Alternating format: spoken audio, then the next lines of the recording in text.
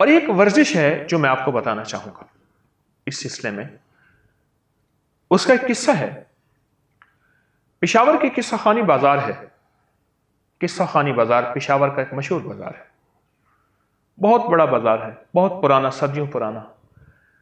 بڑے بڑے لوگ وہاں بیٹھ کے، پرانے لوگ قصے سنایا کرتے تھے، تو ٹولیاں بیٹھتی تھیں، تو اس لیے پہلے یعنی ریفریشمنٹ اور وقت گزاری کا انداز یہی ہوتا تھا۔ قصہ گو لوگ ہوتے تھے پرانے، تو وہ وہاں بیٹھتے تھے۔ تو پشاور کے قصہ خانی بازار کی تیسری منزل پہ ایک تجاری پڑی تھی سونار کی، بہت بھاری، بہت پرانے وقتوں کی وہ عمارت بنی ہوئی تھی۔ اب اس کو توڑ کے انہوں نے نیا پلازا بنانا تھا۔ اب وہ پتہ نہیں انہوں نے اوپر کیسے رکھی ہوگی۔ اب پریشان کے سیڑھیاں بڑی تنگ ہیں، اس کو اتارنا کیسے ہے؟ 10 آدمیوں نے کوشش کر لی، اس کو ہلا ہی نہ سکے۔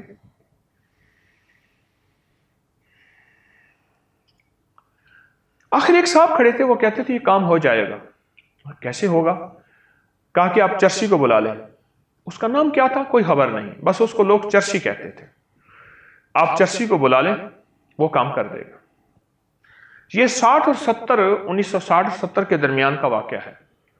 اس دور میں اس نے کہا کہ میں 250 روپے لوں گا، 300 روپے لوں گا اور یہ کام کر دوں گا۔ بڑی رقم تھی، وہ مجبور تھے۔ انہوں نے کہا ٹھیک ہے۔ نیچے گاڑی کھڑی تھی، اس میں رکھنی تھی۔ وہ گیا، اس نے اکیلے نے اس کو اٹھایا، کمر پہ رکھا اور نیچے گاڑی میں رکھ کے کہتے پیسے دے دو۔ سب کی آنکھیں پھٹی کی پھٹی رہ گئی، یہ کیا ہے؟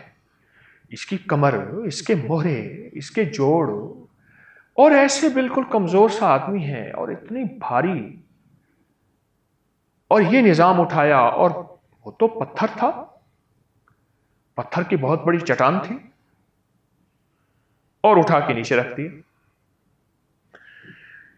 ایک صاحب تھے جن کے مزاج میں تحقیق اور عرق ریزی کا مزاج تھا، وہ ان کے پیچھے چلے، جاتے جاتے کہنے لگے کہ یہ راز بتا دے کیا ہے۔ یہ ایک الگ واقعہ ہے، اس نے کتنی محنت کی، پھر آنا جانا رکھا، کتنا تعلق بنایا، پھر کتنا اس کو پیسہ، مال، چیزیں دیں، کیا۔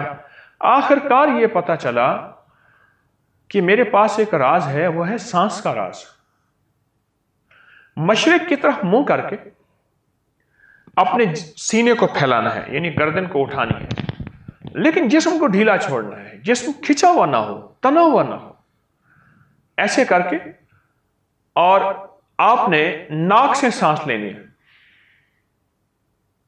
یہ ناک سے سانس لیا، منہ میں بھرے، نہار منہ، خالی پیٹ، بھرے پیٹ کبھی نہیں ہوگا، اور اس کو رکھیں اپنے سینے میں، ہلکا ہلکا کھینچنا ہے۔ یہ نقطہ ذہن نشین رہے، ہلکا ہلکا کھینچنا ہے۔